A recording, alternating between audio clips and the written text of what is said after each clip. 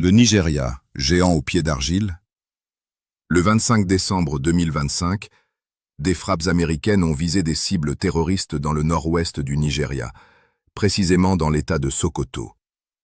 Cet événement, lourd de symboles, a ouvert une brèche dans le récit soigneusement entretenu d'un Nigeria présenté depuis des décennies comme la grande puissance militaire et sécuritaire de l'Afrique de l'Ouest.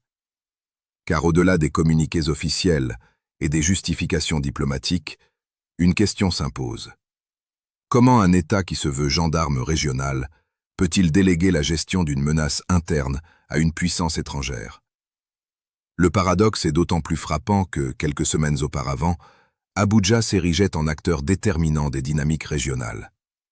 Selon ses propres sources, le Nigeria aurait soutenu le président béninois Patrice Talon lors du coup de force du 7 décembre 2025.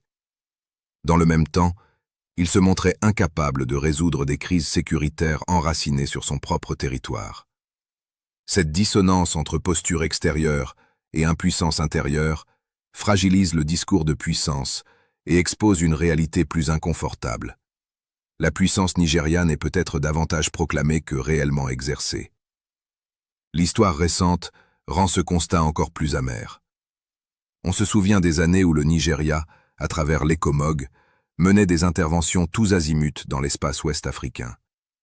On se rappelle aussi qu'il fut en première ligne lorsqu'il s'est agi de porter la menace d'une intervention militaire pour réinstaller Mohamed Bazoum après le coup d'État du général Abdourahmane Tchiani au Niger. À l'époque, le Nigeria se posait en pilier de la CEDEAO, prêt à diriger une coalition armée au nom de l'ordre constitutionnel.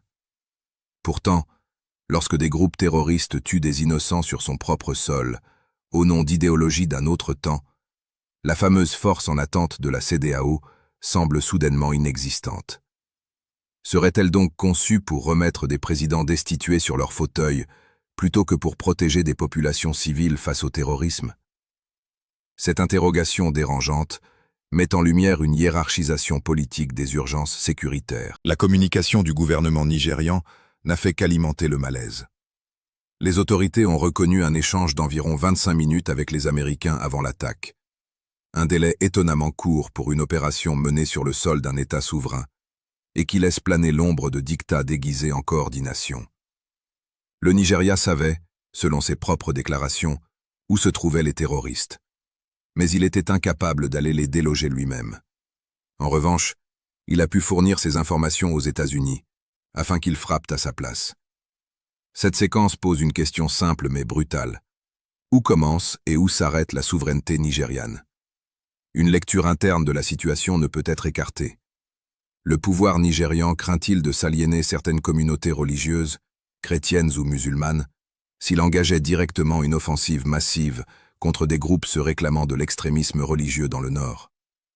Externaliser l'action militaire ne serait alors pas un aveu d'impuissance pure, mais un calcul politique cynique visant à éviter une explosion interne.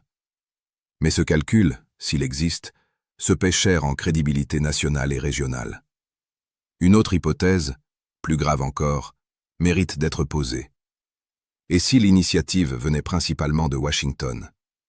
Si les Américains avaient agi délibérément, imposant au Nigeria d'en prendre acte et d'en assurer le service après-vente diplomatique? Dans ce cas, la violation du droit international ne serait pas un accident, mais un message stratégique.